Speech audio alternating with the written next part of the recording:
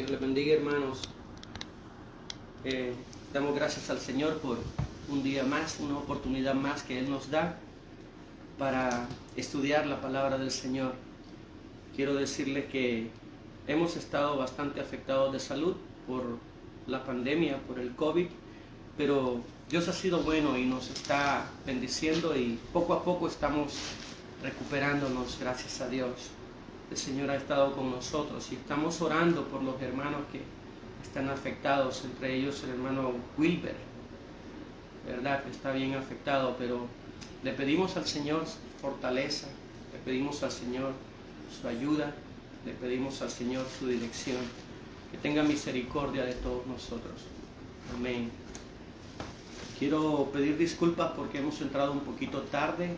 La lección la clase estaba programada para las 10, pero debido a problemas técnicos con mi teléfono, pero ya lo solucionamos, gracias a Dios por ello. Vamos a orar para entrar en la clase dominical.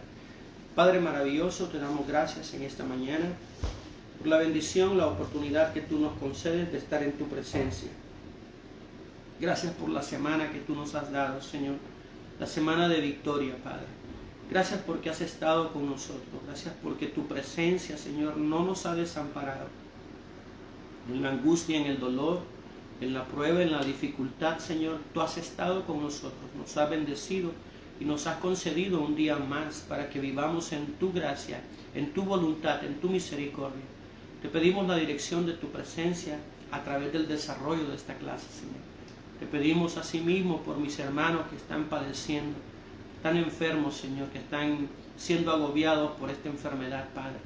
Te pedimos que tú te glorifiques en sus vidas, que te glorifiques en nuestras vidas, Señor. Necesitamos tu presencia, necesitamos tu ministración, necesitamos sentir tu presencia a nuestro lado, Padre, en medio de la dificultad y en medio del dolor, que tu Espíritu Santo sea consolando nuestras vidas. Ayúdanos, Señor, en el desarrollo de esta clase, Padre. Bendíceme. Da fuerza a mi garganta, Señor, y ayúdame para poder desarrollar este tema, Padre. Te lo pido en el nombre de Jesús. Amén. Y amén. ¿Por qué no adoramos al Señor con el coro de un himno de gloria? Siempre me encanta adorar al Señor. Me encanta cantar al Señor.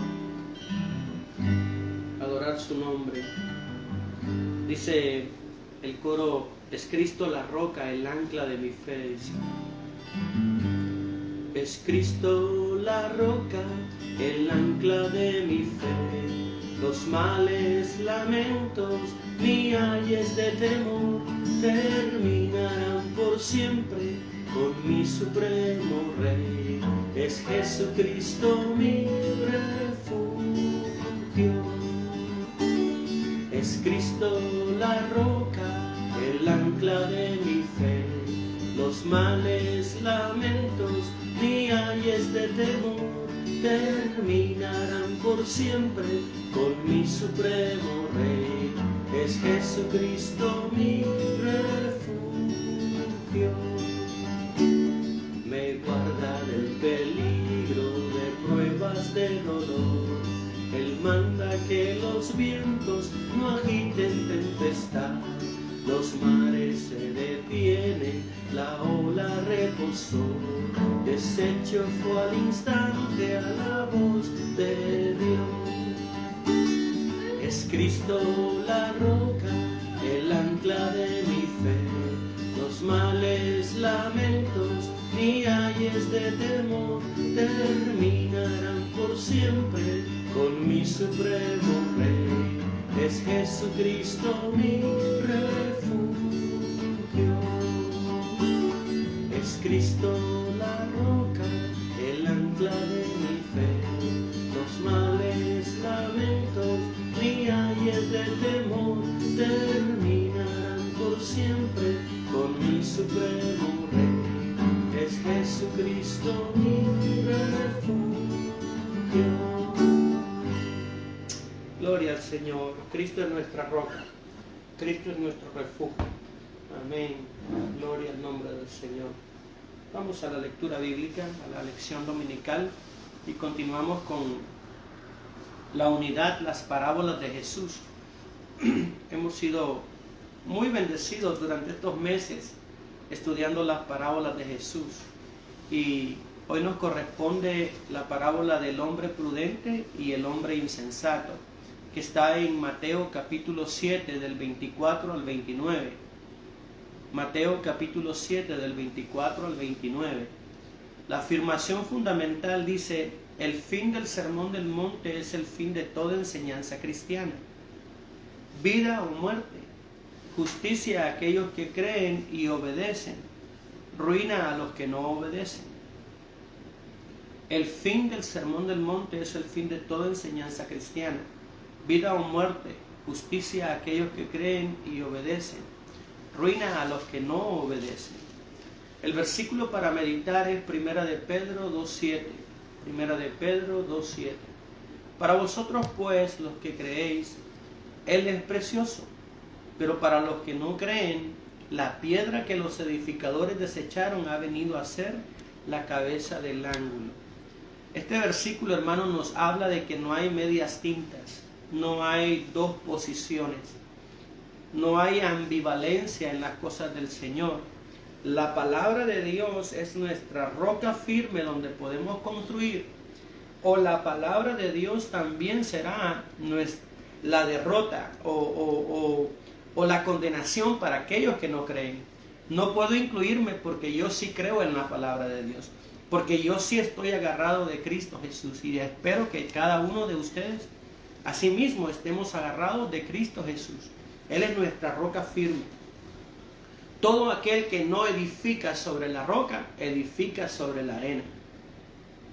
Amén. De eso se trata la clase de esta mañana. Versículo a meditar, Primera de Pedro 2:7. Para vosotros pues, lo que creéis, Él, es decir, Cristo, es precioso, pero para los que no creen, la piedra que los edificadores desecharon ha venido a ser la cabeza del ángulo. Bendito sea el nombre del Señor. Aleluya. Vamos a la porción bíblica que nos corresponde, Mateo 7:24. Esta parábola está al final del Sermón del Monte. Y no es una coincidencia, no es casualidad que Jesucristo la ubique al final del Sermón del Monte. El Sermón del Monte corresponde en los capítulos 5 al capítulo 7 de Mateo. Del capítulo 5 al capítulo 7 de Mateo. Jesucristo va a hacer un contraste entre la ley de Moisés y el evangelio verdadero. El reino de Dios. Amén. Jesucristo va a hacer una aplicación espiritual de lo que es la ley, no aboliendo la ley, no descartando la ley, sino más bien enseñando el espíritu de la ley. Antes de leer la porción bíblica, yo quiero leer algunos pasajes del Sermón del Monte. Por ejemplo, en Mateo capítulo 5, Jesucristo empieza a hacer un contraste en el versículo 17 de Mateo 5. Dice: no penséis que yo he venido para abrogar la ley o los profetas. No he venido para eso, he venido para cumplir. En Cristo se cumple la ley y los profetas. Nadie puede ser salvo por guardar la ley de Moisés. Ya sabemos eso. La ley de Moisés es el ayo, es el instructivo que nos trajo a Cristo. Ahora bien, Cristo dice que no pasará ni una jota, dice el versículo 18. De cierto os digo que hasta que pasen el cielo y la tierra, ni una jota ni una tilde pasará de la ley hasta que todo se haya cumplido. De manera que cualquiera que quebrante estos pequeños mandamientos, le dice Jesús a la ley, estos pequeños mandamientos, será llamado pequeño en el reino de los cielos. Mas cualquiera que los haga y los enseñe será llamado grande. Ahora observa el versículo 20 de Mateo 5. Porque os digo que si vuestra justicia no fuere mayor que la de los escribas y fariseos, no entraréis en el reino de los cielos. Los fariseos y los escribas eran dos ramas de la más alta élite de los judíos que guardaban la ley, que obedecían la ley, inclusive tenían otros instructivos como el Mishnah, como el Talmud, que eran interpretaciones de la ley, pero eran celosos en guardar la ley de Moisés y lo hacían muy bien. Sin embargo, Cristo contrasta, Él dice que no viene a abrogar la ley, que ni una tilde pasará, ni una jota pasará hasta que todo se cumpla. Es decir, Cristo es el cumplimiento de todo lo que los profetas y la ley decían. Pero Él agrega, porque os digo que si vuestra justicia no fuere mayor que la de los fariseos y escribas, no entraréis en el reino de los cielos. El Sermón del Monte, amados hermanos, es un estándar de santidad altísimo. Mucho, mucho más altísimo que cualquier estructura de la ley de Moisés. La ley de Moisés nos demuestra que somos pecadores, que somos malos, que no podemos obtener absolutamente nada. Pero Cristo nos lleva a otro nivel más alto en el Sermón del Monte. Si hay una imposibilidad completa, absoluta de llegar a Dios por medio de la ley, hay una imposibilidad mayor, absoluta, por medio del Sermón del Monte. Cristo va a plantear el Sermón del Monte no para que nosotros digamos o pensemos que podemos llegar a ese estándar de santidad. El Sermón del Monte tiene un propósito. El Sermón del Monte tiene el propósito de hacernos ver a nosotros que nuestra condición es totalmente imposibilitada para llegar a Dios. Que no podemos por nosotros mismos acercarnos a Dios, sino que tenemos que ir a Cristo Jesús. Sino que la justicia nuestra debe ser imputada, la justicia de Cristo debe ser imputada a nosotros, a nuestra condición humana. Si la justicia de los escribas y de los fariseos, que eran perfeccionistas en la ley, no fuera mayor, es decir, no tuviera un grado mucho más elevado, ustedes no pueden entrar al reino de los cielos. Y Jesucristo nos va a decir, oísteis que fue dicho, no cometerás adulterio, pero yo os digo. Jesucristo refiere la ley. En la ley dice no cometan adulterio, porque el adulterio al cometer la acción, al demostrarse externamente que había adulterio, entonces la culpa, la sentencia era dada y era muerte. Entonces no cometerás adulterio, pero yo os digo, cualquiera que mire a una mujer y la codicie en su corazón, ya es un adúltero. Jesucristo va a un estándar más. ¿Qué tal le va con eso? ¿Qué tal me va a mí con eso? Si no codiciamos a una persona o si no cometemos el acto mismo, pero en nuestra mente lo hacemos, ya cometimos adulterio según la ley de Cristo. Ahora, no se queda solamente ahí. El versículo 31 de Mateo 5 dice, cualquiera que repudia a su mujer y le da carta de divorcio, pero yo os digo que el que repudia a su mujer, a no ser por causa de fornicación, hace que ella adultere, y el que se casa con la repudiada comete adulterio. ¿Qué tal eso? Habéis oído, dice Jesús, no perjurarás, sino que cumplirás al Señor tus juramentos. Pero yo digo, no juréis por el cielo ni por la tierra. Sigue diciendo Jesús, oíste que fue dicho ojo por ojo y diente por diente, pero yo digo, no resistáis al que es malo. Antes, a cualquiera que te hiera en la mejilla, devuélvele la otra. Dice, y cualquiera que te quiera poner a pleito y quitarte tu túnica, dale la capa. Usted se da cuenta que el estándar del Sermón del Monte es sumamente mucho más alto. Habéis oído, amarás a tu prójimo y aborrecerás a tu enemigo, dice el versículo 43. Pero yo os digo, Jesucristo dice, amad a vuestros enemigos.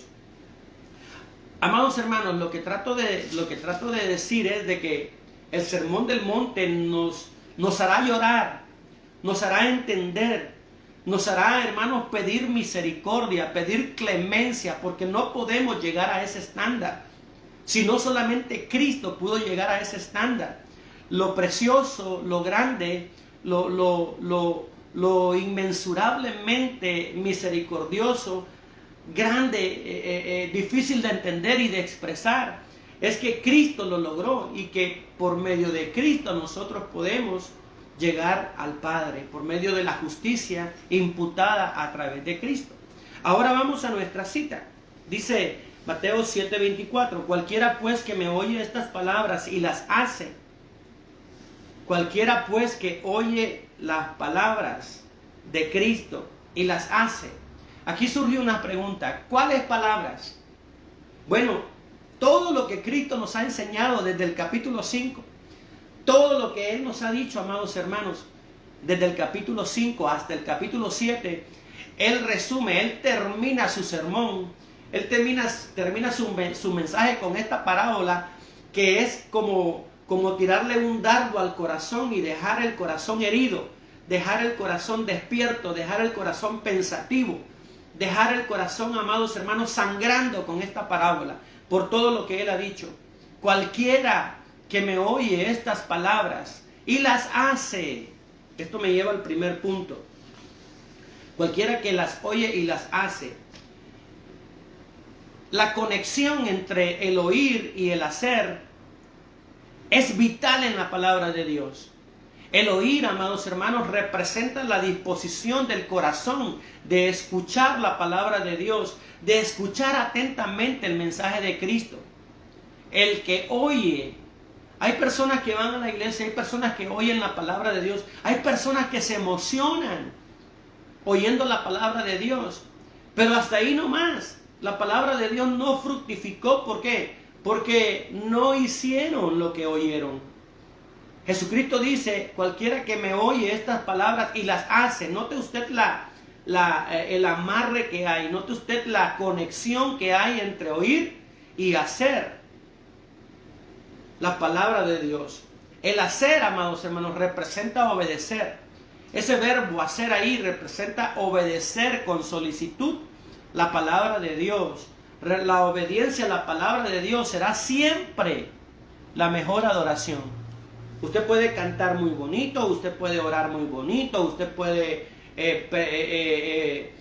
participar en el desarrollo del culto de la iglesia muy bonito y lo puede hacer muy bien.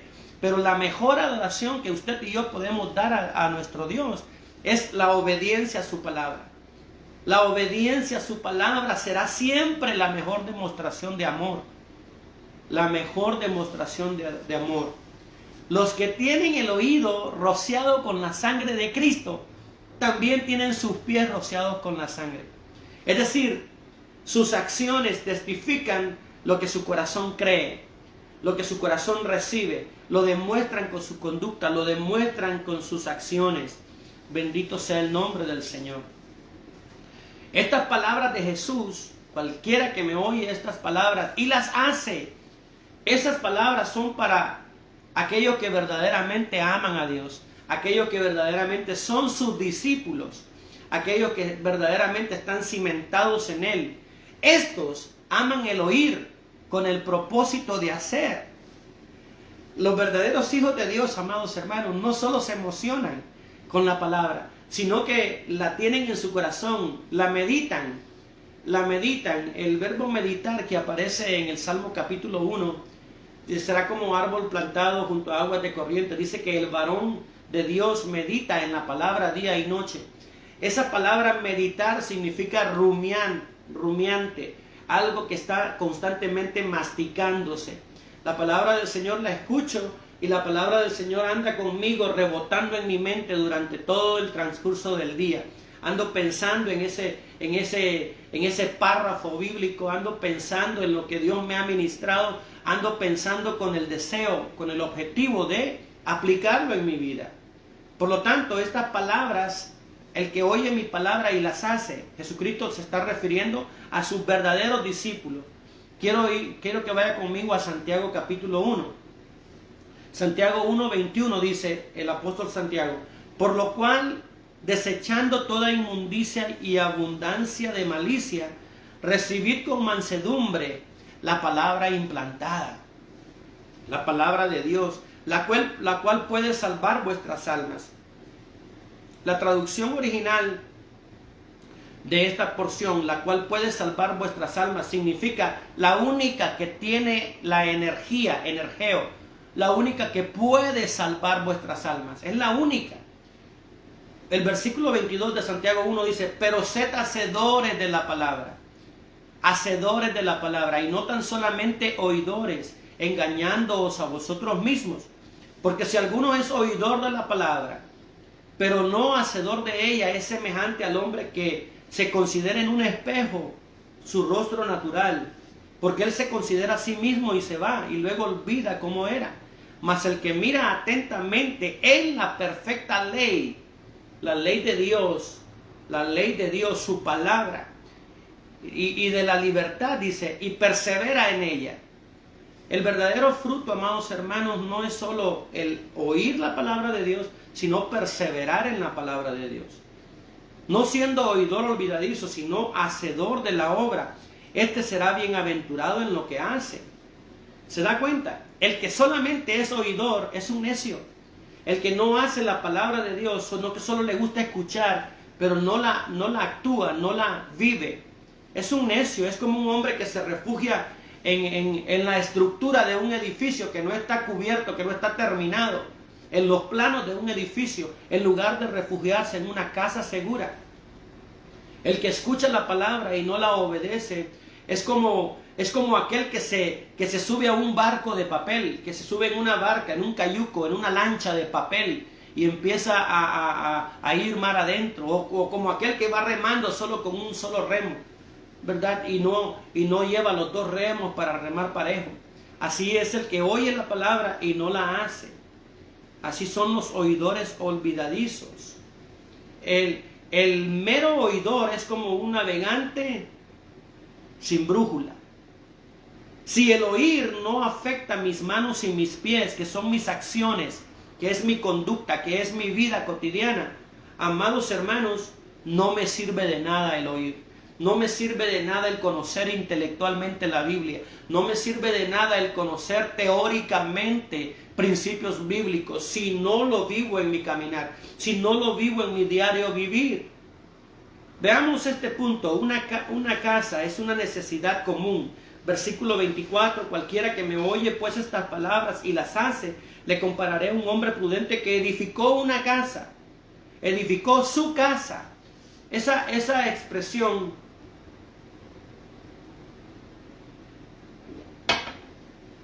edificó su casa sobre la roca. Esa expresión edificó su casa implica que cada ser humano, cada hombre, hermano, llegará el momento en que siente la necesidad de independizarse y de tener su propia casa, tener su propio espacio, el espacio donde él pueda formar una familia, el espacio donde él pueda formar un hogar. La traducción de la palabra casa, que está en el versículo 24, se deriva del griego okia, O-K-I-A, okia.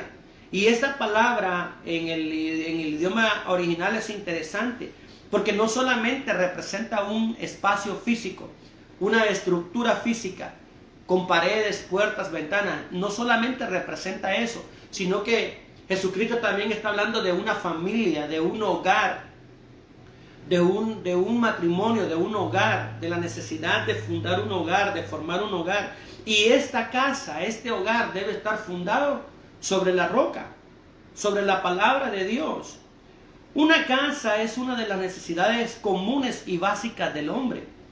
Un hombre prudente edificó su casa. Hay una responsabilidad sobre todo hombre con respecto a su propio hogar. Llega el momento en que cada joven al madurar, llegar a la adultez, quiera formar su hogar, quiera tener una familia, quiera tener su casa. Pero ¿dónde la va a fundar? ¿Cuál va a ser el fundamento de esa casa? ¿Cuál va a ser el fundamento de ese hogar? Una casa es un lugar de abrigo. Quiero tocar 3 puntos en este subtema. Una casa es un lugar de abrigo. El hombre necesita un escondedero de la tempestad, de la lluvia, de la inclemencia del tiempo. La familia necesita un lugar de abrigo, un lugar donde pueda refugiarse del frío, refugiarse de la lluvia, refugiarse de las condiciones climatológicas allá afuera. Espiritualmente, amados hermanos, el ser humano necesita un lugar de refugio, un lugar de abrigo, un lugar donde poder refugiarse de la ira de Dios contra el pecador. Porque Dios está airado contra el pecador. Fue Mahatma Gandhi, el monje, aquel monje budista, quien dijo: Dios ama al pecador, pero aborrece el pecado. Es una frase que se ha tomado como un cliché dentro de la estructura de las iglesias. Dentro de las iglesias se repite constantemente: Dios ama al pecador, pero aborrece el pecado. Pues déjeme decirle que esa frase no es bíblica, no está sustentada en la Biblia. Hay versículos en donde Dios dice que ama al mundo, como Juan 3:16, que ama al mundo y que dio a su Hijo Jesucristo, para que todo aquel que en Él cree no se pierda, mas tenga vida eterna. Sí, Dios ama al pecador y quiere que Él venga a Cristo Jesús. Amén. Pero ese cliché debemos de corregirlo. La ira de Dios está contra todo el que hace impiedad. La ira de Dios está contra aquel que está en pecado y que vive en pecado. Le voy a dar solamente unas citas bíblicas, rapidito. Salmo 34, 16. La ira de Jehová contra los que hacen mal, para cortar de la tierra la memoria de ellos. Salmo 119, 155. Lejos está de los impíos la salvación, porque no buscan tus estatutos. Lejos está de los impíos la salvación, porque no buscan tus estatutos. Isaías 13:9. He aquí el día de Jehová viene, terrible y de indignación y ardor de ira, para convertir la tierra en soledad y raer de ella a sus pecadores. ¿Se está dando cuenta? ¿Qué le parece si vamos al Nuevo Testamento? Porque usted puede decir, no hermano, eso es allá en el Antiguo Testamento, cuando Dios estaba airado con su pueblo, cuando Dios estaba... Pero en el Nuevo Pacto es otra cosa. En el Nuevo Pacto el amor, la gracia, está bien. Pero mire lo que dice el Nuevo Testamento, Juan 3:36. En el tiempo de la gracia, en el tiempo del Nuevo Pacto, dice, Jesucristo dice esto: el que cree en el Hijo tiene vida eterna, pero el que rehúsa creer en el Hijo no verá la vida, sino que la ira de Dios está sobre él. Se lo voy a leer de nuevo, Juan 3:36. El que cree en el Hijo tiene la vida eterna, pero el que rehúsa creer en el Hijo no verá la vida, sino que la ira de Dios está sobre él. Descartemos esa frase de Mahatma Gandhi: Dios ama al pecador pero aborrece el pecado. Descartémosla. Otra cita bíblica, Romanos 1:18. Porque la ira de Dios se revela desde el cielo contra toda impiedad e injusticia de los hombres que detienen con injusticia la verdad. Solamente le estoy dando citas bíblicas. Amados hermanos, Dios quiere que todo pecador venga a Cristo Jesús. Y cuando el pecador entrega su corazón a Cristo Jesús, reconoce su pecado, reconoce su condición, entonces el amor de Dios se desborda en él. ¿Por qué? Porque recibió al Hijo. Pero el que rehúsa el Hijo de Dios, el que rehúsa creer en el Hijo de Dios, no verá la vida, sino que la ira de Dios está sobre él. Juan 3:36. Sigamos con nuestra clase, con nuestro tópico. Una casa también es un lugar de descanso. Qué lindo es cuando llegamos de trabajar a nuestra casa y nos podemos tirar en el sofá. Podemos extender nuestros pies y reclinados en el sofá descansar. Qué lindo es, hermano, venir bien cansado y llegar a un lugar de reposo donde no hay pleitos, donde no hay rencillas, donde no hay discusiones. Pero qué terrible es lo contrario, cuando uno llega a una casa y encuentra a los hijos peleando, y encuentra a la mujer gritando, y encuentra a todo el mundo tirando las cosas. Eso es terrible. Pero cuando hay armonía en el hogar, qué lindo es llegar a una casa, a un lugar de descanso. Hace falta un lugar de reposo para apartarnos de las aflicciones que hay allá afuera, del bullicio que hay allá en el mundo, de los problemas que hay allá en el trabajo, de las molestias de la vida presente. Necesitamos una casa de descanso. Lo mismo podría un hombre esperar encontrar calor en un témpano que hallar descanso y andando en desobediencia a la palabra de Dios. No podría encontrar reposo. Una casa también es un lugar de comunión. Las necesidades del hombre nunca estarán del todo satisfechas mientras no esté puesto en comunión con Dios el Padre y con Jesucristo su Hijo. Esta es la vida eterna, dijo Jesús en Juan 17, que te conozcan a ti, el único Dios verdadero, y a Jesucristo, a mí, que has enviado, dice Cristo Jesús. Tener comunión con Dios, tener comunión con nuestro Señor Jesucristo por medio de su Espíritu Santo, por medio de las palabras. Bendito sea el nombre del Señor. Cualquiera pues que me oye estas palabras y las hace, le compararé a un hombre prudente. La prudencia, sinónimos de prudencia: sabio, cuerdo, sensato, entendido. Todo eso son sinónimos de lo que es un hombre prudente. ¿En dónde voy a edificar? ¿En dónde voy a construir mi hogar? ¿Qué le voy a enseñar a mi familia? ¿Qué le voy a transmitir a mis hijos? ¿Qué le voy a transmitir a mi esposa? Nosotros somos mayordomos de las cosas de Dios y nosotros tenemos que instruir a nuestro hogar, a nuestra casa, en los principios básicos, fundamentales de la palabra de Dios. Somos temporales y somos pasajeros, pero vienen otros detrás de nosotros. Y si no tienen buenos fundamentos, ¿qué será de la vida de ellos? ¿Qué será de la vida de ellos? ¿Qué será de la vida espiritual? ¿Qué será de lo eterno? Nos enfocamos en dar y proveer a nuestros hijos todo lo material, todo lo que necesitan, pero ¿qué de los valores eternos? ¿Qué de los valores que van a prescindir? ¿Qué de los valores que van a permanecer más allá de esta vida? Tenemos que edificar como un hombre prudente que edificó su casa sobre la roca. ¿Sobre qué estamos construyendo nuestro hogar? ¿Estaremos edificando en la palabra de Dios, en la fe, en la convicción de Dios para que nuestros hijos también tengan buen fundamento? ¿O estamos construyendo en terreno arenoso? Vamos al punto 2, una prueba triple.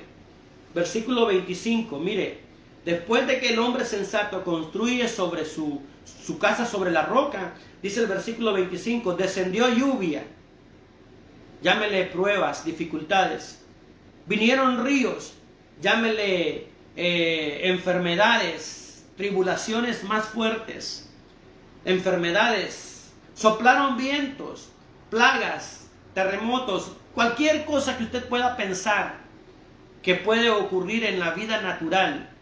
Descendió lluvia, vinieron ríos, soplaron vientos y golpearon. La palabra golpearon significa pegaron fuerte, arreciaron fuerte, golpearon fuertemente, azotaron fuertemente contra aquella casa. Y no cayó porque estaba fundada sobre la roca. Estaba fundada sobre la roca. Aquí vemos una prueba triple. Aquí deseo comparar este versículo 25, si usted lee conmigo el 27, vamos a regresar al 26, pero mire, comparando el 27, dice, el 26 habla del insensato. El hombre insensato construyó su casa sobre la arena, pero mire el 27 dice, y descendió lluvia. Note, quiero que usted note los mismos elementos.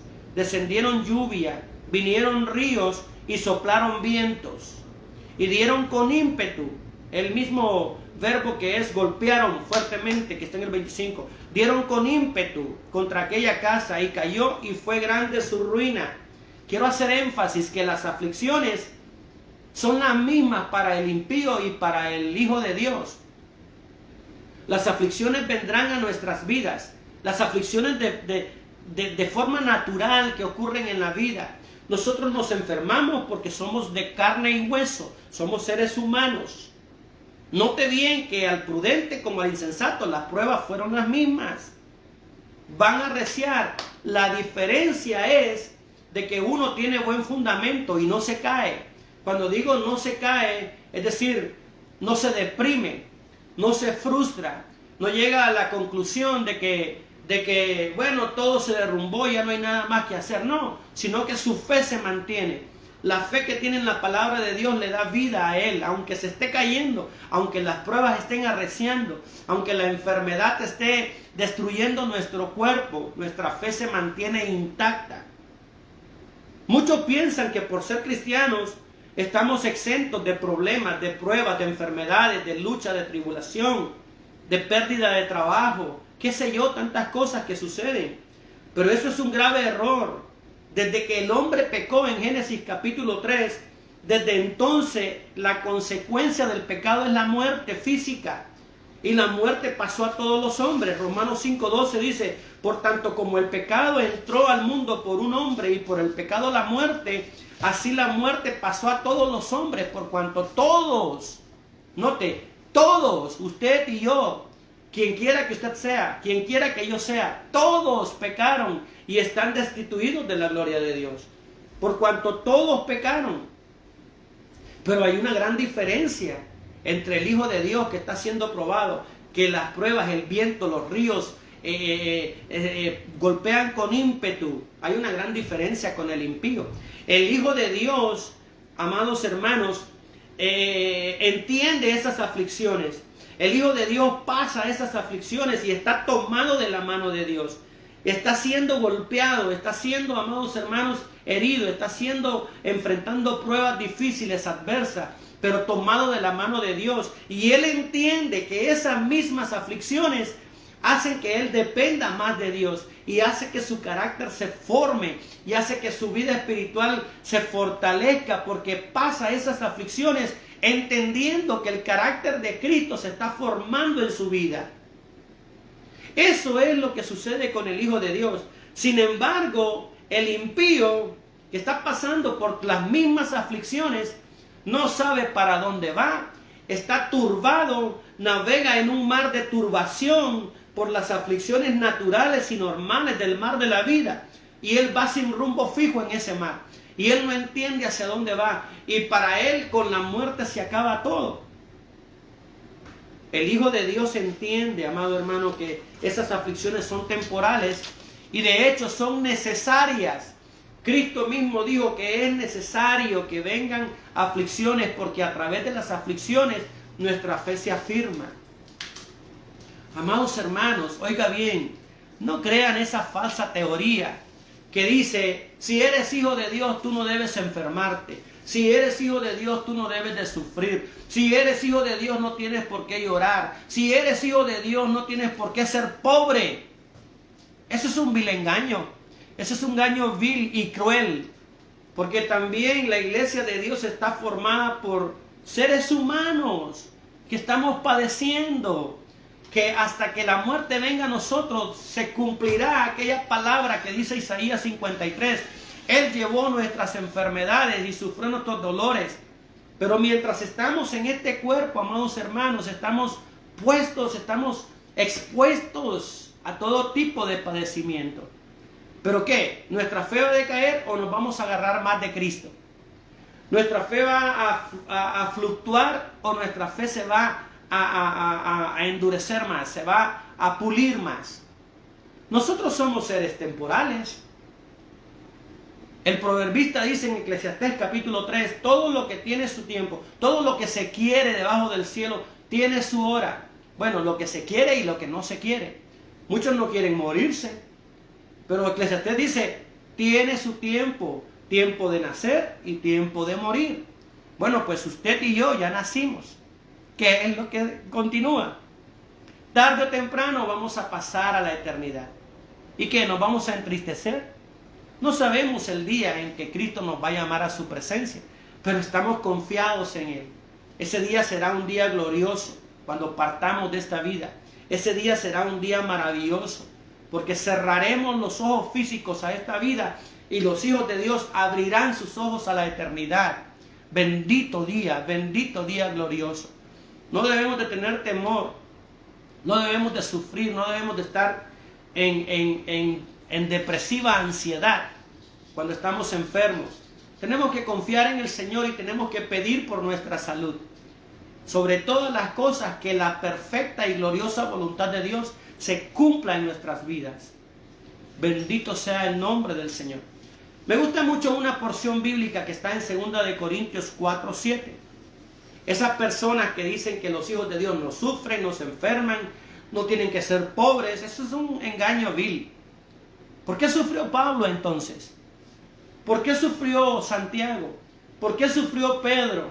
¿Por qué sufrió la iglesia primitiva, que eran perseguidos hasta la muerte? Miren lo que dice Pablo en 2 de Corintios 4:7.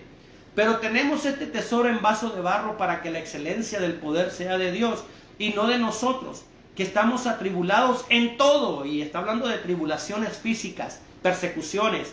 Los hijos de Dios, los cristianos, eran perseguidos por el imperio romano hasta la muerte. Estamos atribulados en todo, mas no angustiados, en apuros, mas no desesperados, perseguidos, mas no desamparados, derribados, pero no destruidos, llevando en el cuerpo físico siempre por todas partes la muerte de Jesús, para que también la vida de Jesús se manifieste en nuestros cuerpos. Porque nosotros que vivimos siempre estamos entregados a muerte. No sabían si era el último día de su vida. No sabían si el día de mañana el imperio los iba a apresar y los iban a meter al circo romano. Ellos cada día morían. Estamos entregados a muerte por causa de Jesús, para que también la vida de Jesús se manifieste en nuestra carne mortal. Versículo 12 de 2 de Corintios 4. De manera que la muerte actúa en nosotros y en vosotros la vida. Pero teniendo el mismo espíritu de fe conforme a lo que está escrito, creí por lo cual hablé. Nosotros también creemos por lo cual también hablamos, sabiendo que el que resucitó al Señor Jesús, a nosotros también nos resucitará con Jesús y nos presentará juntamente con vosotros. Porque todas estas cosas padecemos por amor a vosotros, para que abundando la gracia por medio de muchos, la acción de gracia sobreabunde para gloria de Dios. Por tanto, no desmayamos. Antes, me gusta este versículo 16, 2 de Corintios 4, 16. Por tanto, no desmayamos antes, aunque nuestro hombre exterior, se refiere al cuerpo físico, a la fuerza física. Nuestro hombre exterior se va desgastando. El interior, el espiritual, la obra de Dios dentro de nosotros, el interior no obstante se renueva de día en día. Porque esta leve tribulación momentánea, no sé cuál sea su tribulación, no sé cuál sea su prueba, su lucha, su dificultad, no sé cuál sea su enfermedad, pero mire lo que la palabra de Dios dice, porque esta leve tribulación momentánea produce en nosotros un cada vez más excelente y eterno peso de gloria. No mirando nosotros las cosas físicas, no mirando las cosas que se ven con el ojo físico, sino las que no se ven, las espirituales. Pues las cosas que se ven son temporales, pero las que no se ven son eternas. ¿Se da cuenta, amados hermanos? También los cristianos sufren, también los cristianos se enferman, también sufrimos pruebas, también estaremos aislados de vez en cuando por tribulaciones y ansiedades, pero las pasaremos confiando siempre en Cristo. Bendito sea su nombre. Confiaremos siempre en Cristo en medio de la tempestad, en medio del dolor, en medio de las circunstancias, en medio de la tribulación, en medio de la dificultad, en medio de la enfermedad, del dolor. Él nos prometió estar con nosotros siempre para darnos su paz en medio de la aflicción. Juan 16:33, Jesucristo dice: estas cosas os he hablado para que en mí tengáis paz. En el mundo tendréis aflicciones, pero confiad, yo he vencido al mundo. Bendito sea su nombre. La lluvia, los ríos, los vientos dieron con ímpetu en ambas casas, en la del sabio, la del prudente que edificó en la roca, y en la del necio, la del insensato que construyó en la arena.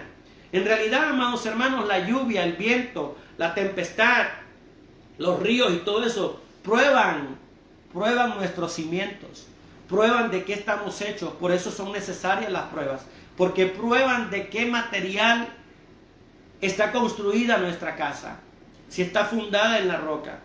La lluvia prueba el techo, la inundación prueba los cimientos, los vientos prueban toda la estructura de la casa. Las aflicciones probarán siempre los cimientos de nuestra fe. Primera de Corintios 3, 11 al 15. Porque nadie puede poner otro fundamento que el que está puesto, el cual es Jesucristo. Y si sobre este fundamento alguno edificare oro, plata, piedras preciosas, madera, heno, hojarasca.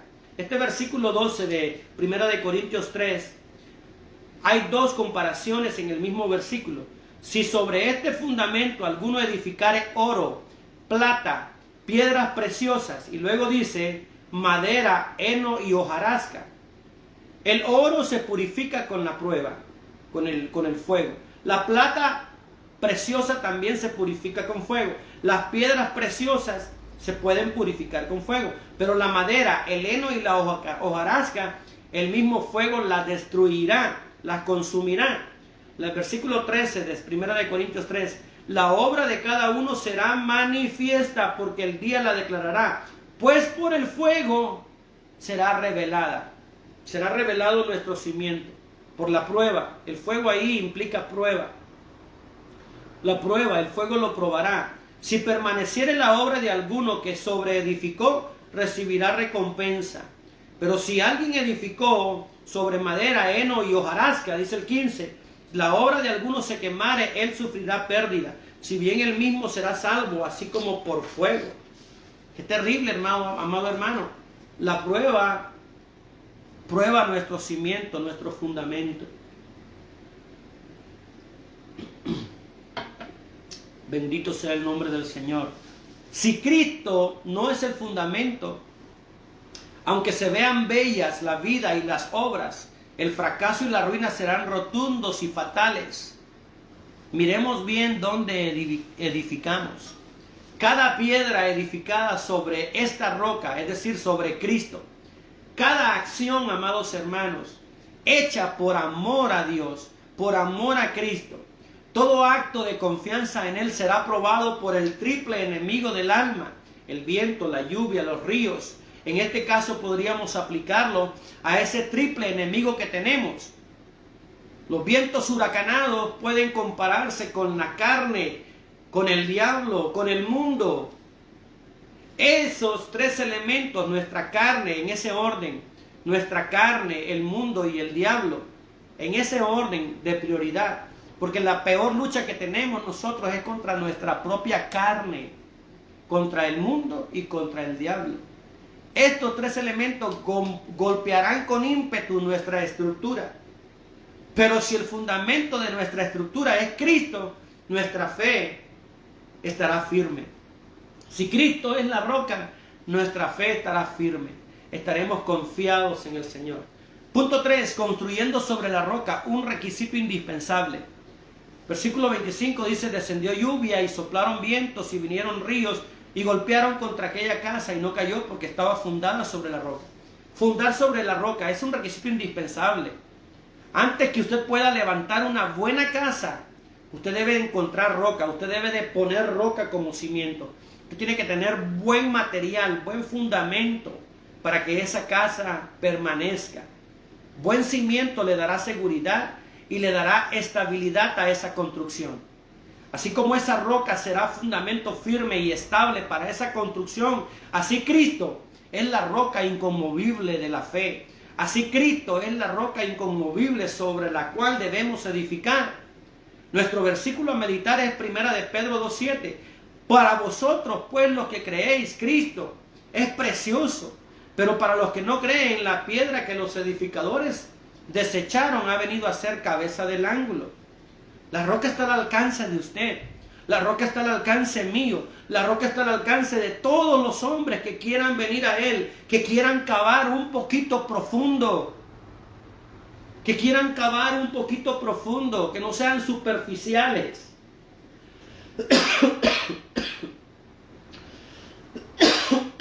Bendito el nombre del Señor.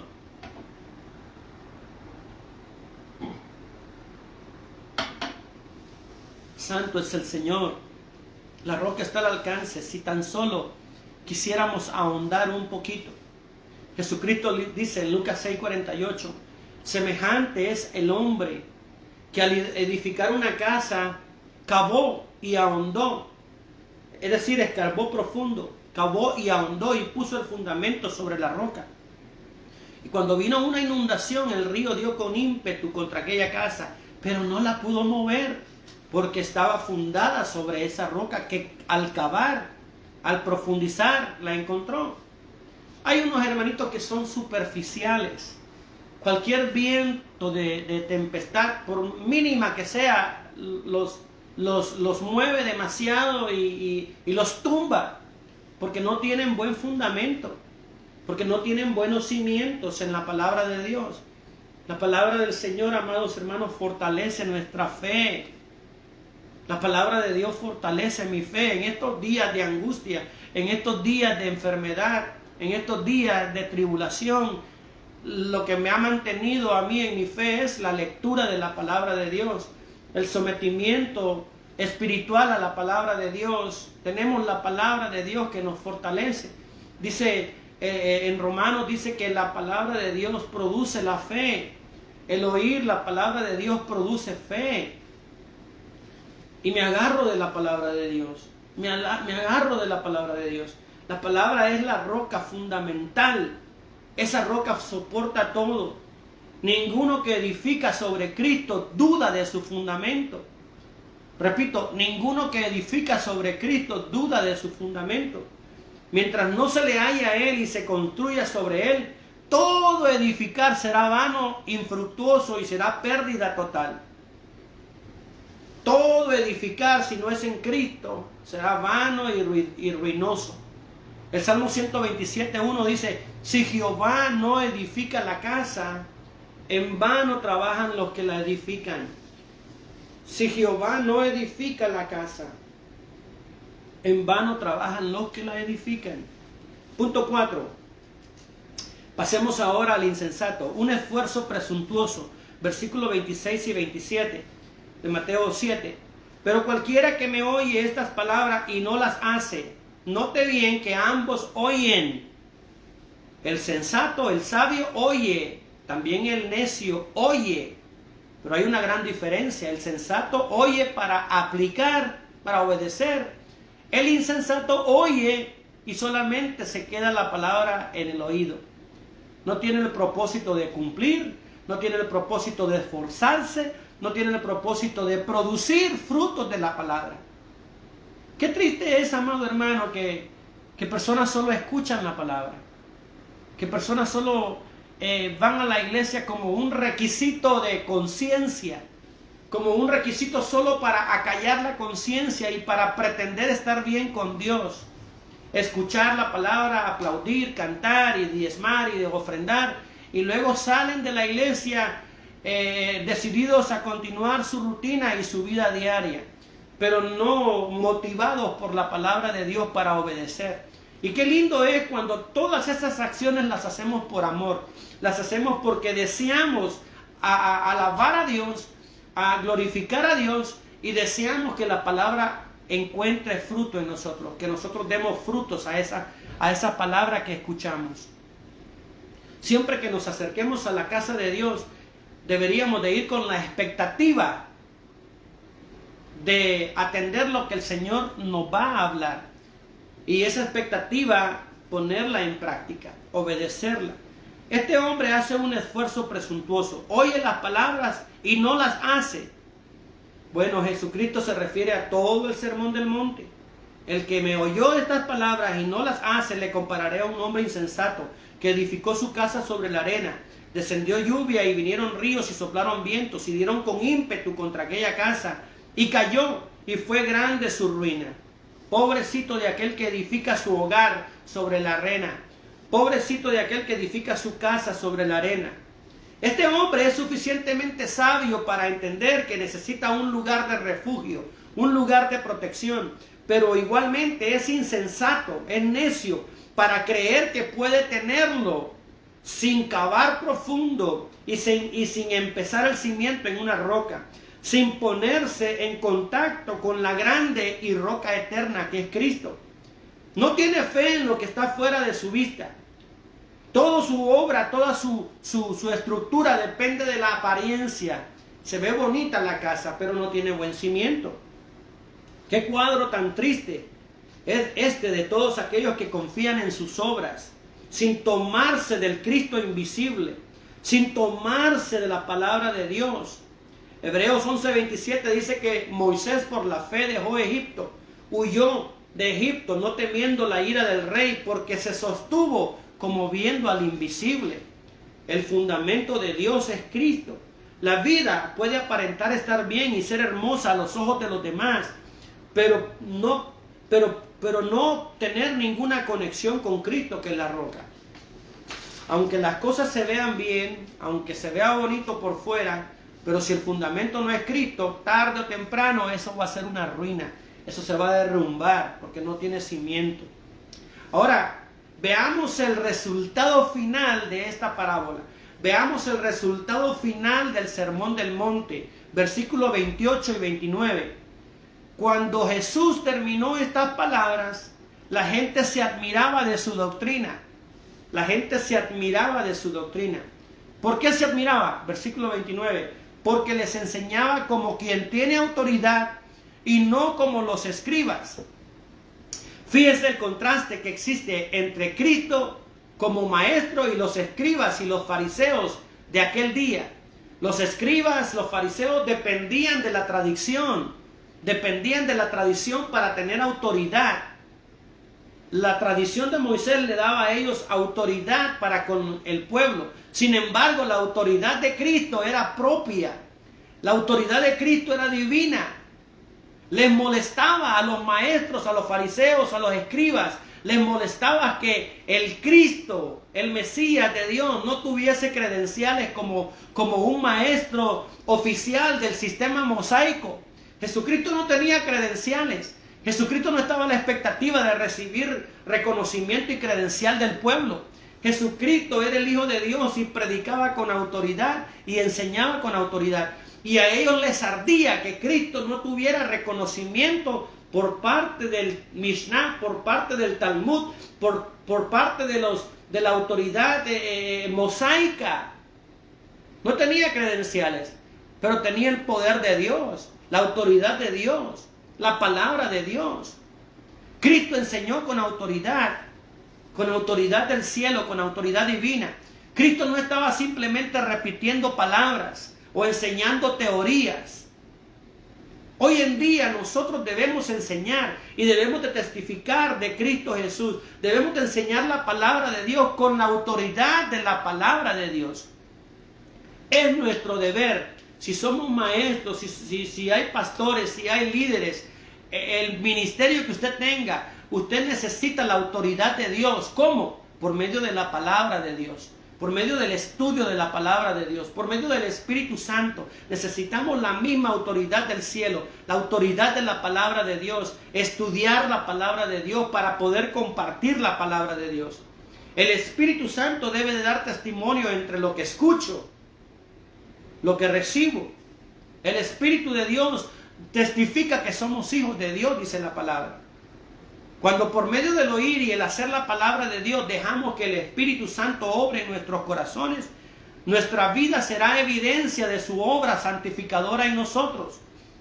Nuestras palabras irán acordes a nuestra vida, nuestras acciones van acordes con nuestras palabras, porque estamos testificando con nuestras acciones lo que hablamos con nuestras palabras. Entonces hablaremos con poder, como Cristo.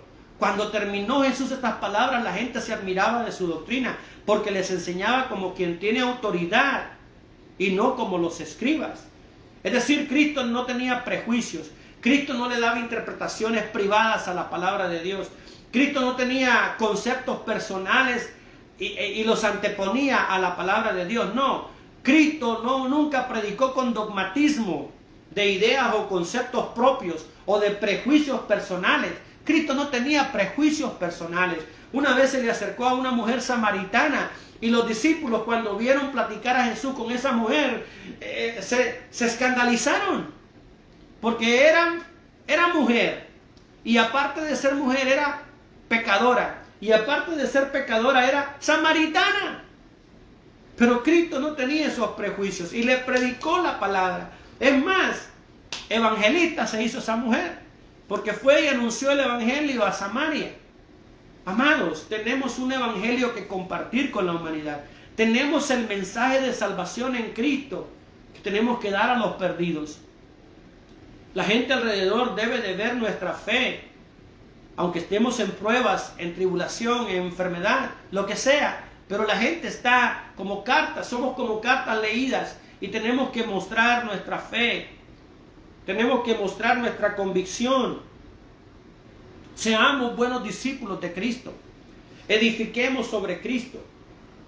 Edifiquemos sobre la roca. Edifiquemos sobre nuestro gran maestro, quien nos enseñó como ningún otro hombre haya enseñado jamás. Amados hermanos, el Sermón del Monte es un pasaje glorioso de las Escrituras. Es un pasaje que no lo podemos ignorar. No lo podemos pasar por alto, aunque miremos que es demasiado elevado el nivel para alcanzarlo. No podemos pasarlo por alto.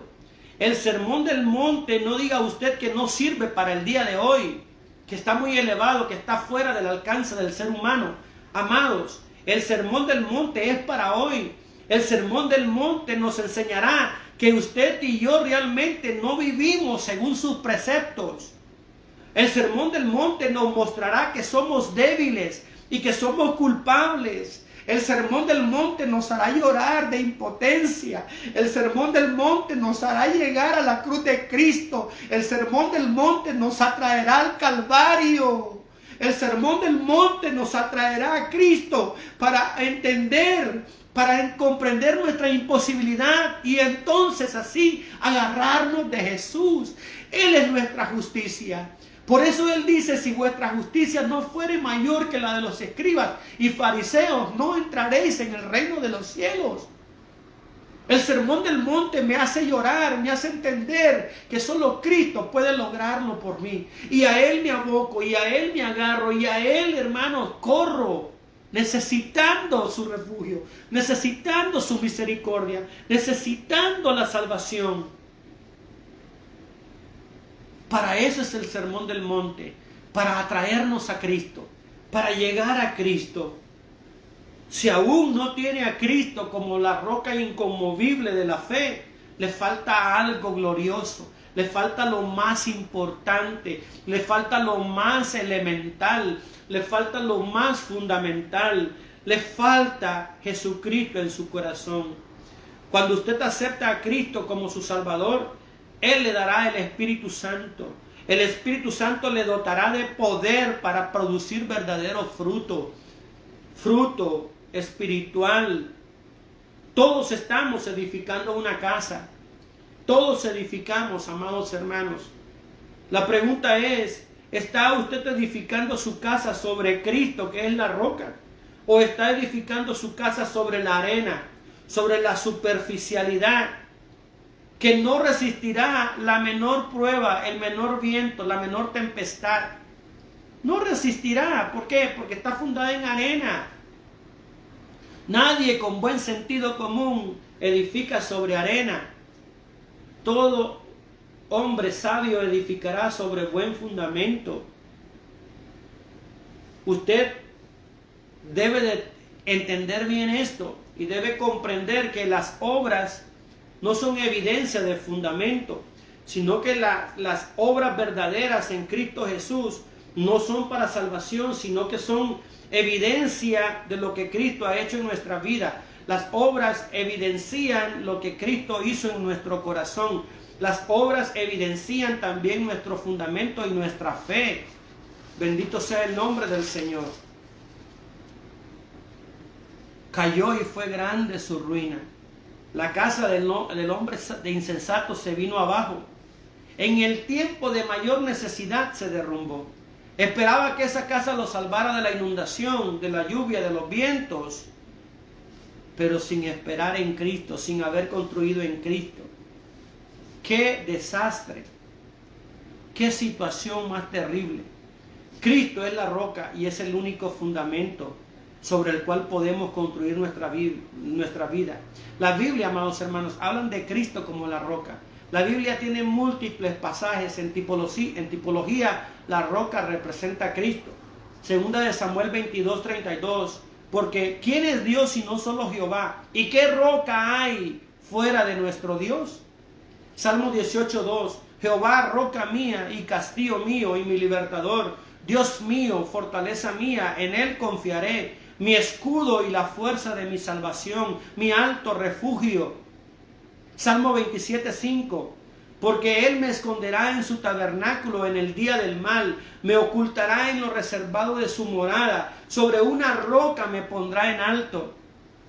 Escuché en la enseñanza de nuestra hermana Coreas, nuestra hermana Amanda Coreas, el día miércoles, y aplicó muy hermoso este Salmo 27, y me encantó cuando mencionó el versículo 5, sobre una roca me pondrá en alto. Cristo es nuestra roca. Salmo 62:7, en Dios está mi salvación y mi gloria, en Dios está mi roca fuerte y mi refugio. Salmo 71:3, sé para mí una roca de refugio a donde recurra yo continuamente. Tú has dado mandamiento para salvarme, porque tú eres mi roca y mi fortaleza. Mateo 16, 18 dice, y yo también te digo que tú eres Pedro, y sobre esta roca edificaré mi iglesia, y las puertas del Hades no prevalecerán contra ella. Palabras del Señor Jesucristo. Mateo 21, 44, y el que cayere sobre esta piedra será quebrantado, y sobre quien ella cayere le desmenuzará. Cristo, la roca.